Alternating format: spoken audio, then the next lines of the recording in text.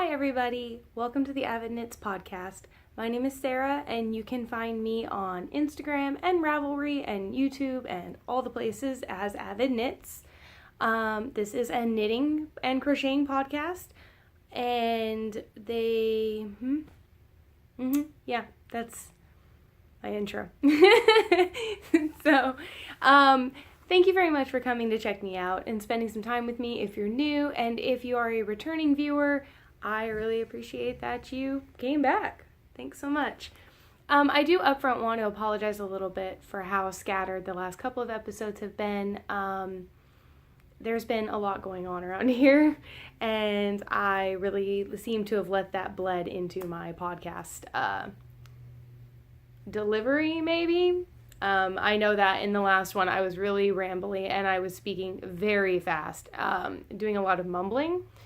I know that that's really hard for some people, so I will work on that. I'll try really hard to keep it together this time. I wanted to say that we are starting our first knit-along tomorrow on May 1st. It is going to be called the Summer Sun Knit-along or Summer Sun Make-along.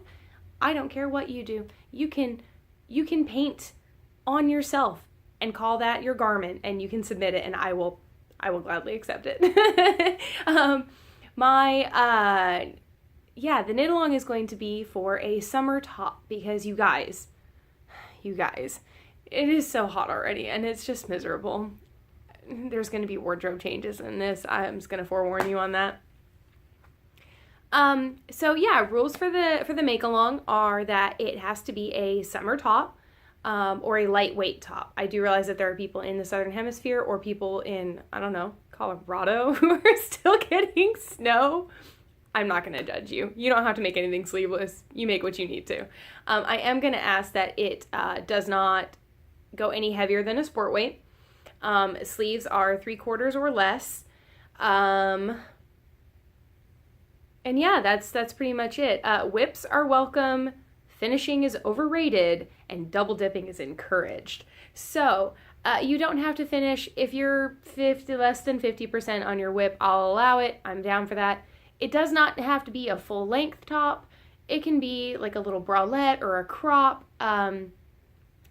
Ultimately with summer knits, they generally tend to be 1 and 2 skein. So I'm not going to make a big fuss about that. If you choose to make something with 3/4 sleeves that's really super flowy and with a lot of room, that's definitely on you, but I'm not going to punish somebody who doesn't have the access to that much yarn or who just isn't going to wear that style, and not allow them to compete. Something that really bugs me about sock knit-alongs on podcasts is they always want you to make a full-length adult pair of socks or 2 pairs of ankle socks. I understand that for reasons of fairness. I totally get that. That's fine. But that stops me a lot of times, you know? I can guarantee you I can rock out 1 pair of socks, but I might not get 2 ankle-wise. So I really appreciate when somebody allows you just to throw your socks in. Socks are socks, right? As long as they're adult socks, whatever. Future reference on any knit-along I might have. What was I saying? Okay, so sport weight or lighter, short sleeves, no finishing required, whips are allowed, you can double dip. Okay, Knit Graffiti, who is Leslie Ann Robinson, who is wonderful brioche pattern. She does that Sizzle Pop shawl that I spoke about a little while ago. She does Coffee at the Grand. She does a 1,000,001 different patterns. She is hosting her 2019 knit-along, and she has a couple of really, really pretty top patterns. You could knit one of those and double dip into both of our knit-alongs. Kristen of Volenvine does the year-long garment cowl. I'm pretty sure that a summer top would qualify for that. You might want to double check, pop over to her Ravelry group, which is at Volenvine on Ravelry, and her details will be in there, but I'm pretty positive. I feel like there was another knit-along you would be able to pop into, but I can't think of it right now. If you can think of any knit-alongs that you could double dip into, link them below so that people can find them. Or so I can find them, because I might want to do that. Okay, so knit-along information, Ravelry group, best place to do chat. Come chatter with me, show me things you want to knit, talk to me about yarn, let's have some fun with it, right? Yeah. All right. So let's start with what I'm wearing. And what I'm wearing is my winterly sweater. It is a full-length sleeve sweater, which is unusual for me and something I'm not quite sure about, to be honest. It is pretty fitted. The pattern does not call for it to be this fitted. When my gauge swatch lied, like it does. And I kind of did my gauge swatch and saw how it was going to grow, and the yarn doesn't actually grow too very much. This is the farm. Well, let me slow down. Oh my goodness. Okay. The Winterly Sweater is by Suvi Simola, and you can find it in Lane issue 1, and it's this really beautiful, halo-y, cool, timeless piece. Now, you can tell that it only has the lace pattern on one side of the sweater. I didn't particularly care for the way that that looked on me, so I ripped back and I just did the whole front is the lace panel, and then the whole back is stockinette. So it's supposed to be this half is a lace panel, this half is solid, and then on the back it's reversed. So this side would be the lace and this side would be solid. And it's a really beautiful design. It's really beautiful when it's done that way. I just didn't care for it on me.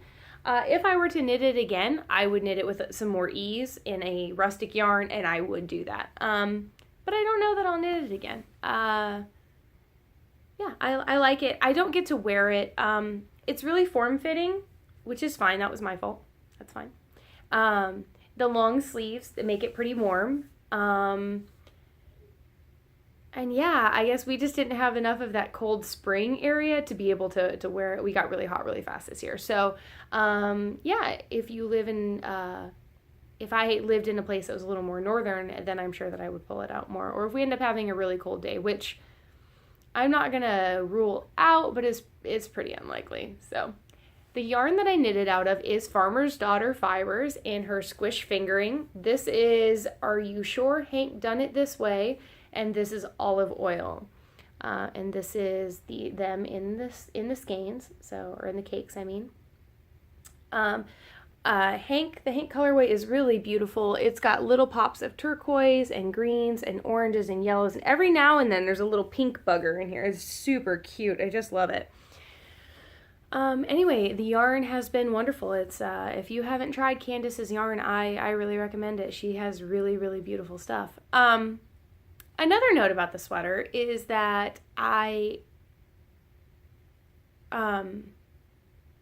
when I made it, my hair was a different color.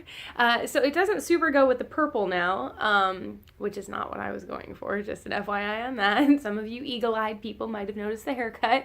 And it is not a new haircut. This is the style that I've had for probably the last 10 years. I went and I got it recolored, and I thought that it would be really fun to have a really, really... I don't know, just an intense color, which is pretty much my natural color. This is my natural shade, is this level.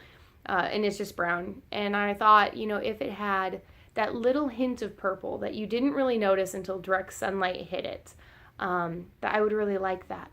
I find that with a lot of red colors, like my hair will look brown in every light and in the cloudy days or whatever, but the moment a sun ray comes out, it's got, it's like a burnished, like, red kind of color. It's just really pretty. So I thought that that's what this would do. On the swatch, that's what this was going to do. And as you can tell, that's not what it does. It's pretty purple all the time.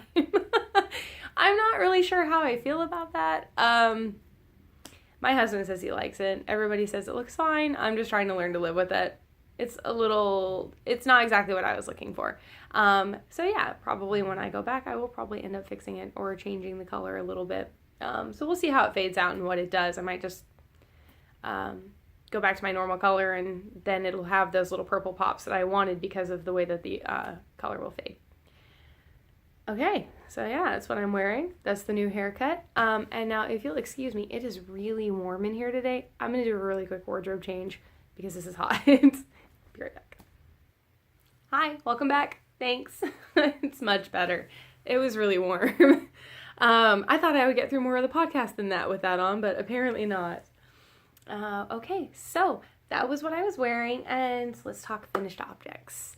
I have one finished object, and I kind of forgot what it was. I'm sitting and looking at it. Anyway, I finally finished my little cabin pullover by Caitlin Hunter. This is a sample, as most of you know, and it is knit out of Autumn and Indigo in her classic worsted in the color Aged Bronze. If you follow me on Instagram, you've probably seen my Munchkin modeling this. I'm pretty sure I posted a picture of that. I knit the 37 1/4 size, I believe it's 37-inch bust. The garter, yes, the garter yoke is very stretchy. So that offered extra length that way. I did every bobble ever. And this thing right here, this border of bobbles on the... I text Claire and told her I was quitting. It was a lot of fun. The sweater was fun. The bobbles are a little bit finicky because they don't tend to want to stay popped out. So you have to wrap them. And it just is really slow. You know, you do that every 3 rounds, every 4 stitches. And it was really hard on my hands. Anyway, it was fine. I'm done with it. If I never knit another bobble again, it'll be too soon. Who was I talking to that was talking about bobbles? Somebody, knit as wide, Caroline of Dunder Knit. So if you do not watch the Knitting Vicariously podcast, you can just turn me off and go over there because she is amazing. And she's doing the White Horse sweater, which is also by Caitlin Hunter. And it has bobbles on it. And she had mentioned that she thought that she was just going to hate it and that it wasn't so bad. And so I kind of posted on there. I was like, I just did this and never again. So, yeah. So that's my first finished object. I'm going to ship that out today. I just wanted to make sure that I put it on the podcast, which is why we're recording a day early. Also, I have coffee date with my sister-in-law tomorrow, and we don't tend to get finished with that at any reasonable hour. So I didn't want to have to run home and hurry up and record and then spend all night editing. I've been doing that the last few weeks, and so like my husband comes home from work or my son wants to play in the afternoons, you know, after we finish school, and I really need to edit because I don't want to do that overnight, you know, and then after bedtime, I could do it then, but that's my knitting time, you guys. Everybody's in bed. Nobody needs me. The dog is sleeping. Mental health reasons, that's a huge time for me. And when I don't get it, you can tell. So it's fine for the first few days. And then, you know, sometimes my husband feels a little, a little annoyed, I guess, because I don't come to bed with him all the time. You know, usually during a week, like I might sit in the room or hang out and knit a little bit until he falls asleep, but then I come out here. And of course, that's vastly different than, you know, falling asleep together, and we're sappy and we do those things. But yeah, even he'll tell me if after about 2 days that I don't get nighttime knitting, he's like, you need to go because you're grouchy. So it's great to have somebody who understands you and who supports you and allows you to do the things even if they don't really like them. Get yourself one of those. Yeah, all right. So I have a couple of works in progress to share with you.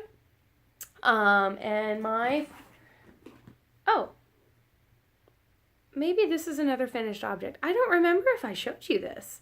I finished no, I didn't, because I finished it when I got my hair cut. Okay, I'm sorry. I have 2 finished objects, kind of. I have a hoe, which is a half-finished object for any of you who don't know. I remember being really new to podcasts and having no idea what these people were talking about. So I'm trying to be better about explaining my usage of language for people who might be a little bit newer to podcasts, because we all had our first podcast, right? All of us were new once. Anyway, yes, finished object, sorry. This is my first Rose City roller that I knit for my husband. These are his socks. This is yarn that I dyed, and it is just a really bright yellow with a black and a charcoal. My son calls it the bumblebee socks because he's really into Transformers. So I adapted the Rose City roller and I made a cuff because he likes those. I did a heel flap and gusset. I used the mini heel flap adjustment from Mina Phillip. You can find that on her Easy Peasy Vanilla Socks recipe. I don't remember if that's a free pattern. It might be, but it's written in there. And then I knit down the foot and I did a rounded toe. I don't believe in sock blockers because I knit ankle socks, so they're always going to look kind of smushy like this. I hope that that's okay. If that really bothers you, let me know, I guess. Yeah, Anyway, so I actually thought it was really cool because I ended up with so many stitches when I did my gusset that it kind of did this really cute micro striping, which is sort of what I thought it would do when I dyed it, but obviously I'm not a professional dyer. I don't know what I'm talking about. But then it did it again on the toe. So it's really neat because it kind of gives it just this little bit of differentiation through the sock, and I thought that was just really fun. So my first work in progress is the second of that pair. I have the cuff cast on. I am just about to add the main color. Yeah, I am knitting these on size 0, which I like how dense the fabric is. I don't like that it affects my stitch count. This is a 72 stitch sock, and it's kind of tight on his foot. When I knit on ones, I knit him 64-inch socks, and I knit myself 60s. I was able to maintain that stitch count when I knit my mustache socks from last week, which are over there, but I'm not going to get them. But that's because it was a sport weight yarn, I think. So yeah, so it's been a little bit frustrating, like seeing my counts change, or my gauge change because of my counts, I mean. But that's okay. Anyway, so these are size 0s. These are the ChowGoo mini twists. So the cable is very tiny. It's super flexy. And if you've been watching the podcast, you'll know that I knit exclusively with ChowGoos. I've tried several other needles, and I don't like their cables. I have a pair of Highs. Obviously, I wasn't super impressed because I bought more of these. I have probably accumulated over the last few years. I bought an interchangeable set. I was working for a yarn store in Idaho, and I had some, before I started working there, I had credit built up as a customer, and she let me redeem that before I started working. So I got myself a interchangeable set that went from 2 to 15, I think it was to 15. It was the full set.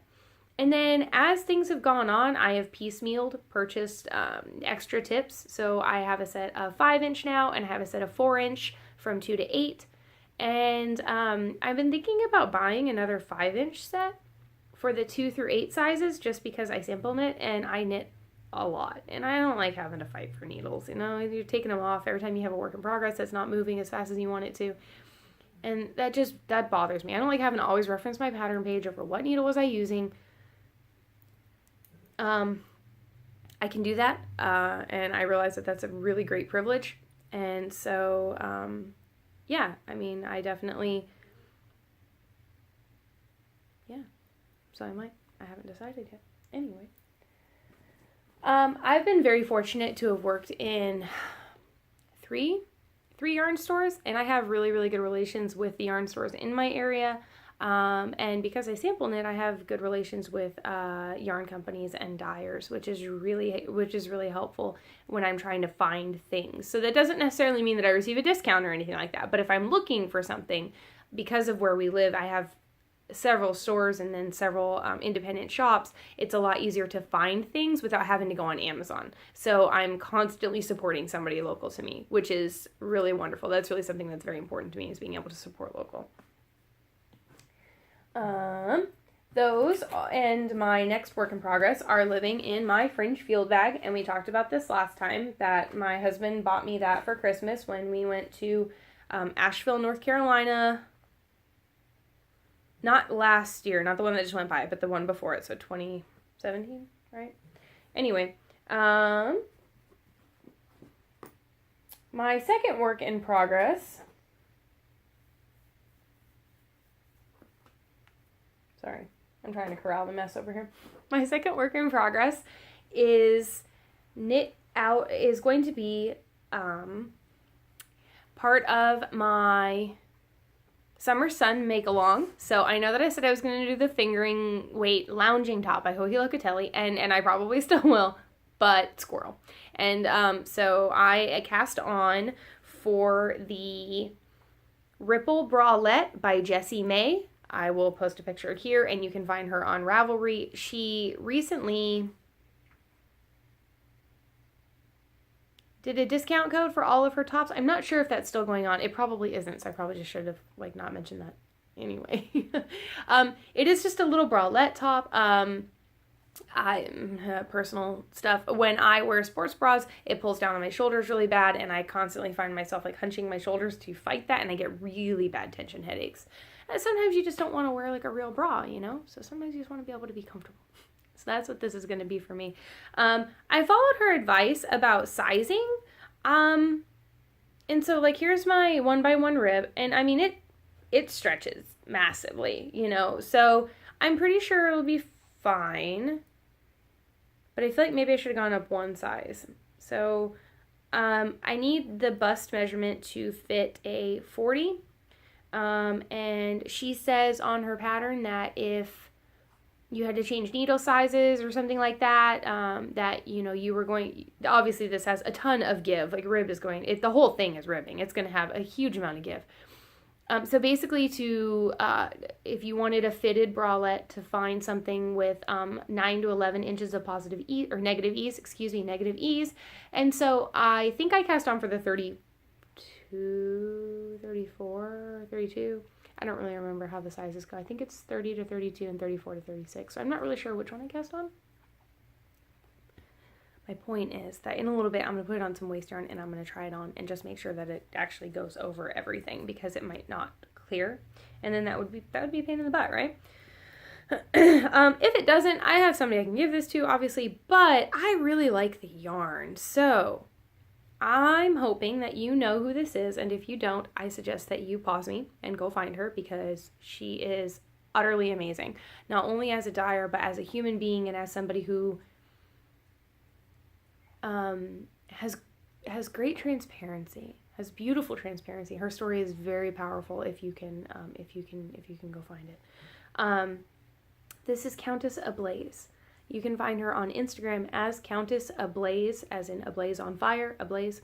And she suffers from Asperger's, autism, and a couple of other mental disorders that she talks about in a post that she posted up today, which is why I bring it up. And she has really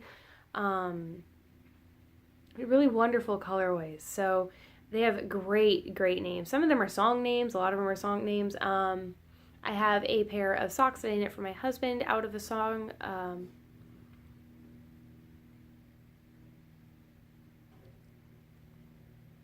This is her, okay, here's why you'll know her. I am so sorry. I'm so all over the place. Countess Ablaze is the woman who was behind the Tits Out collective for last year, the year before. She received an email from a local to her company saying that they wanted to do a joint like knit night, and that basically the gist of the email was that she could provide the yarn and stuff, and they would provide the food, and they could just serve shit tea in a tray bake, because those old women wouldn't know any better anyway, and it would be great exposure. So she told him to take a hike, and she started the Tits Out collective. And she had 2 colorways. I have the other one in my stash, and I should have brought it down, but I didn't. I didn't realize I was going to talk about it this much. Anyway, this is her Tits Out colorway called If I Want Exposure, I Will Get My Tits Out. Okay, and then she started a thing called the Tits Out Collective, and she sent out a call to indie dyers, and she asked them all to dye their own versions of this colorway, and then basically a portion of the proceeds from all of that went to a women's charity in Manchester, United Kingdom.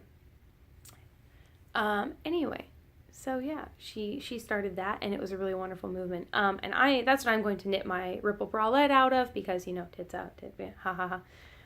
I like things that go together, okay? I like things with a theme. So this is my swatch. I did swatch in the round, which is really awkward. It's just FYI, if nobody's ever done that, it's not my favorite thing to do, and I find that it doesn't really help me get more accurate gauge, at least in my opinion. It probably does.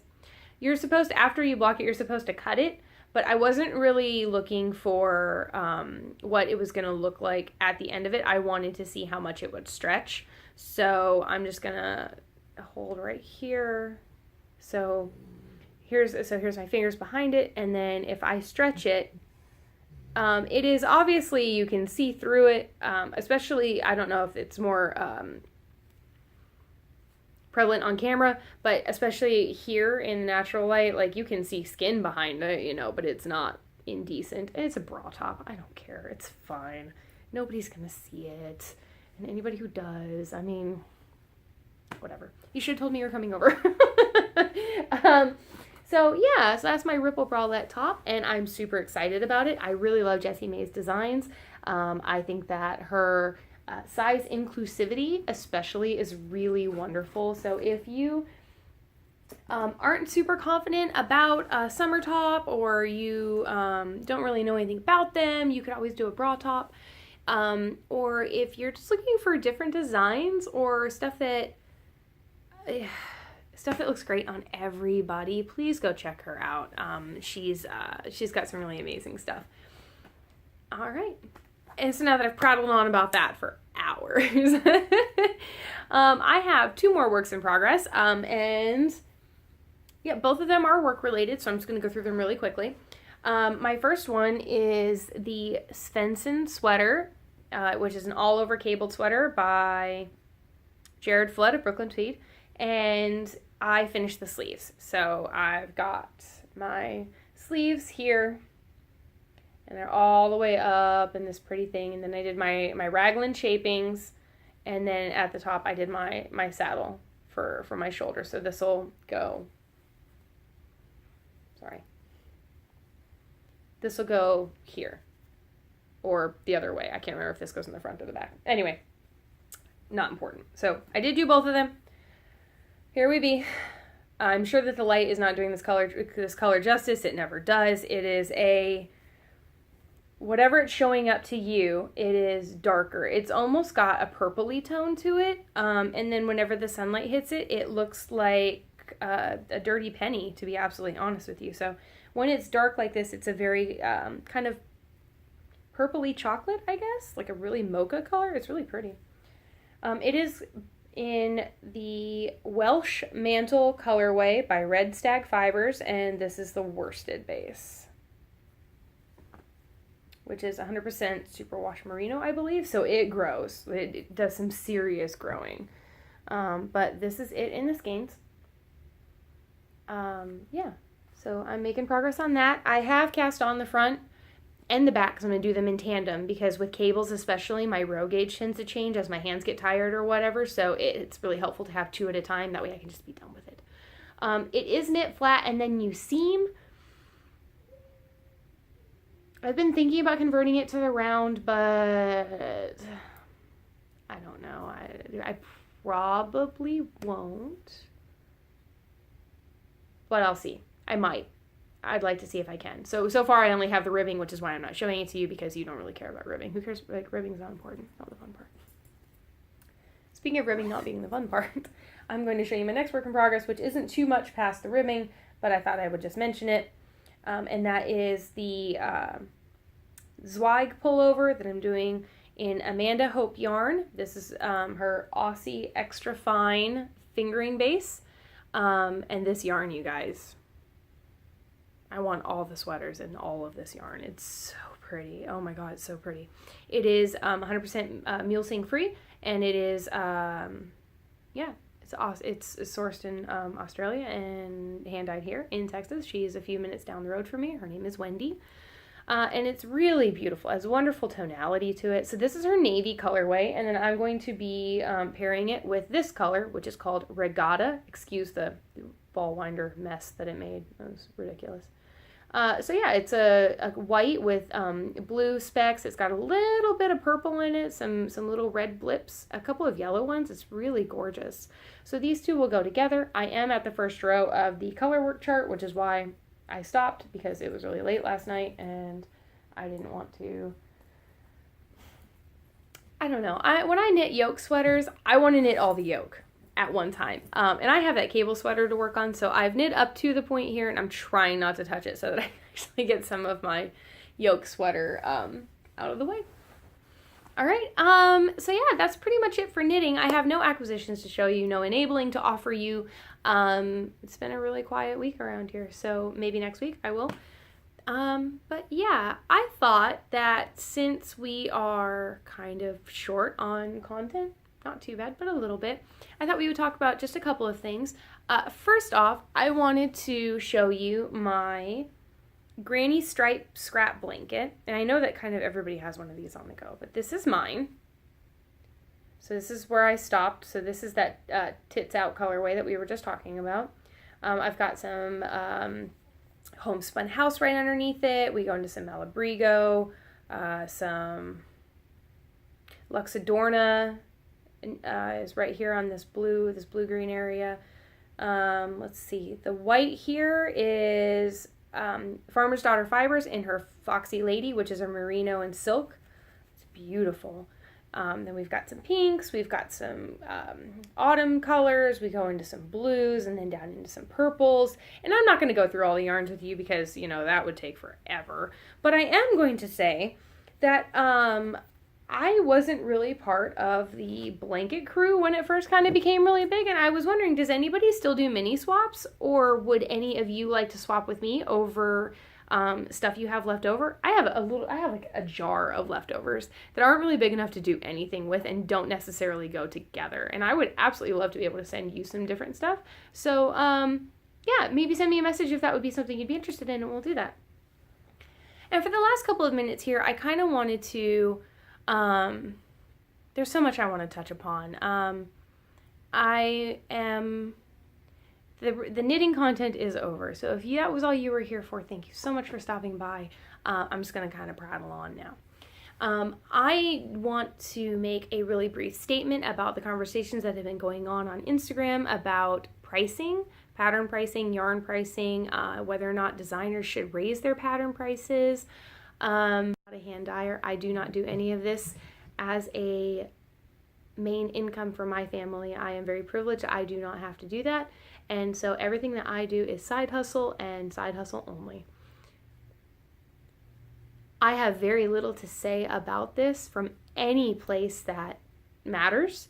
So instead of telling you my opinion on it, I'm just going to direct you to some folks on Instagram who are doing some talking about it. And I will post this on my Instagram so you can find them later. Jessie May is doing a lot of speaking. Aroha Knits, Frenchie of Aroha Knits. Isolde Teague, you can find her at Isolde, and her partner Kate O'Sullivan. Woolly Wormhead, Countess Ablaze. Ellie of Skeins made a really wonderful point today regarding instead of asking designers to lower their prices so we can knit all the fashionable things, why don't we consider why everybody has to knit the same thing when there are so many designers out there, and why don't we spread the love a little bit more? Which I'm sure anybody watching this podcast can kind of feel a little bit. It's been pretty Caitlin Hunter heavy over here lately. I find her pattern prices to be relatively reasonable, but like I said, I am in a privileged position to be able to see that. Brooklyn tweed patterns, on the other hand, I mean, now we're pushing $10 and $13, and that gets to be unreachable for a lot of people. So I don't really have any opinions on this. If designers raise their prices, then I am in a position where I will probably be able to make that happen. If designers put it on a sliding scale for people to choose what they can pay, I will always pay in the upper limits because I can afford to do so, and I would like to pay it forward for somebody who maybe cannot. There's no shame in that. There's no shame in your hobby being something that you can afford on the side, and there's no shame in knitting free patterns or knitting with commercial yarn. Or there are so many things that are so overlooked because we all end up getting swept away on the bandwagon. We get swept away down the tide, and that's okay, but I feel like, I don't know, you know how a river works, the water all rushes by, and then all of the things then you end up with the debris that comes out on the sides. You end up with the things who get left behind. You end up with the people who were unable to keep up with that, and now, because you're in the middle of the current, you tend to look at them like, oh, you're not coming, and that's not the right way to be, in my opinion. So I'm not going to weigh in on whether or not pattern designers should raise their prices, but I am going to say that if pattern designers raise their prices, I think that for a lot of people, the only way that they would ever be able to keep up with that is if minimum wages were raised. So I live in a state who still thinks it's okay to pay you $7.25 an hour when cost of living is $17 in the majority of the nation, or, the world, like the equivalent currency. We are sorely overdue for a wage raise, in my personal opinion. And I don't feel like there is enough.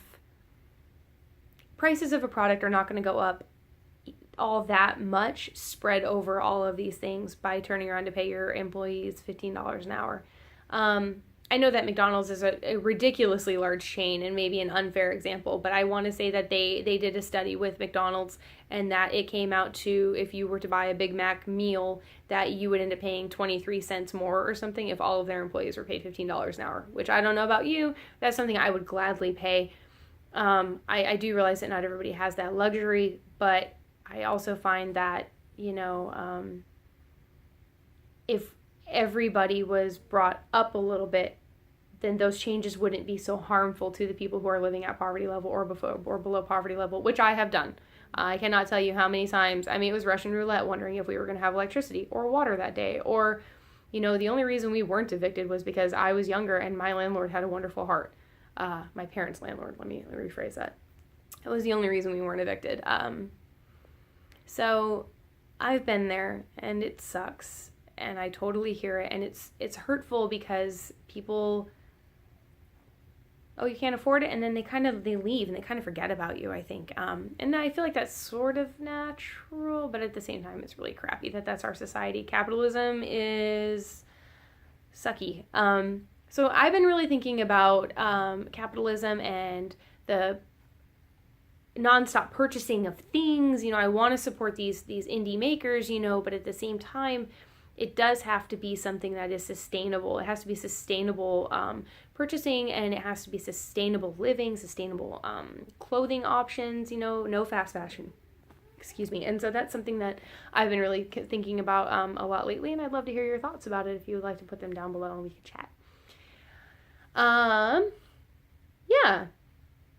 At the end of every episode from now on, I would really like to plug a couple of other podcasts that I would like to kind of direct your attention to. There are so many of them out there. I am not the encyclopedia. Don't at me over this, okay? There are so many people that people have watched for years. KT of Inside Number 23. I never watched her. Never. I've heard of her and I've just never hit the button. I'm relatively new to podcasts, like the last year maybe. And when I went to go see her, well, now she's on break because I guess she had a baby or something. I don't know, something important. So there are just so many podcasts, and I really just kind of want to spread the love a little bit. And I'd like to learn about your favorites. I'd like to learn about some new ones. So I've talked a lot about Caroline of Knitting Vicariously, Amy Florence of the Stranded Knitting Podcast, Ellie of Skeins Knits. Those are probably my top 3. I'm going to give you 2 more. One is going to be Amy Beth of The Fat Squirrel Speaks. She is amazing. Go now. Go do it. She's hysterical, and she sings her intro to you, and it's amazing. And then the other one that is relatively new to me, and I feel bad about it being new, is Stacey Elstone of the Stress Knits podcast. I found out about Stacey through Jacqueline Salem of the Brooklyn Knit Folk podcast when she did her Vlogmas. And she spoke so highly about the advent calendars that she had received from Julie of Sweet Sparrow Yarns, and then also from Stacey of Stress Knits. And both of their advent calendars were utterly amazing, and they are both on sale like right now. So go look at them because they're absolutely gorgeous. If you like muted tones, soft colors, especially things that are not super saturated, they have amazing color sense. And that doesn't always tend to be my style, but you guys, it's real. So, yeah, those are the ones that I'm going to talk about. All of them have really lovely podcasts. I would say that so far right now, like Stacey has been my new favorite find, and I started at the beginning, you guys. So it was like 3 years ago. She was still in college. She's so cute. I just love it. Yeah. So anyway, she also recently had a baby, and she talks very openly about some of her pregnancy struggles. I do know that they are a one-income household right now, and she has beautiful yarn, and I think you should go support. Say hi. Give her like a follow, a subscribe. Tell her I sent you. That way she knows I exist too. Hi, Stacey. Anyway, if you talk about my podcast on your podcast, or if you recommend my podcast to somebody, please let me know. You can shoot me a DM, you can put it in the bottom, but let me know so that I know who to thank and I know that these things are being said, because I honestly would probably have no idea. Okay. If you like the video, please like, comment, subscribe. Let's chat. Like I said, there's Ravelry group. Come over and chat with me. Let's talk. Yeah, I hope you have a really wonderful week with your knitting. I would love to see what you're making if you want to tag me, or if you want to send it to me on Instagram. I'm super into that. And yeah, I think that's it. So I think I'm going to go. Have a great week, you guys. I will see you next time. Bye.